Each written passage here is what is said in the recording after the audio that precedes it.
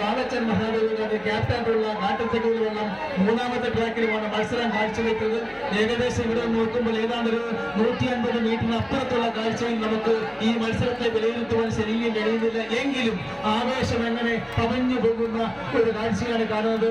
ഒന്നാമത്തെ ട്രാക്കിൽ ദേവസാണ്, മൂന്നാമത്തെ ട്രാക്കിൽ കാട്ടുതെക്കലാണ്. രണ്ട് വള്ളങ്ങൾക്കും അതിൻ്റെതായ പാരമ്പര്യമുണ്ട്. നെഹ്റു ട്രോഫിയിലും അതുപോലെ നാട്ടുമ്പുറത്ത് നിൽക്കുന്ന മറ്റ് തെക്കനോട് വള്ളങ്ങളുടെ മത്സരങ്ങളിലുമൊക്കെ വ്യക്തമായ സ്വാധീനവും വ്യക്തമായ ചരിത്രവും വ്യക്തമായ ഇടങ്ങളൊക്കെ സൃഷ്ടിച്ചിട്ടുള്ള വള്ളങ്ങളാണ് കാട്ടുതെക്കലും ദേവസ്വം. ഹരീഷ് എന്നാലിപ്പടിയിൽ വാളച്ചൻ മഹാദേവികാട് അവർ തമ്മിലുള്ള മത്സരം പോലെയാണ് എനിക്ക് തോന്നുന്നത്.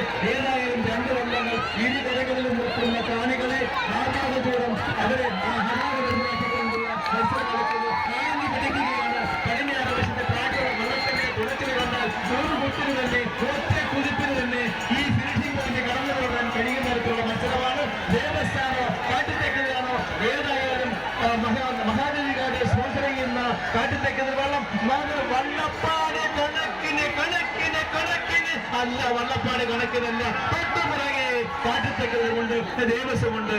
ഏതായാലും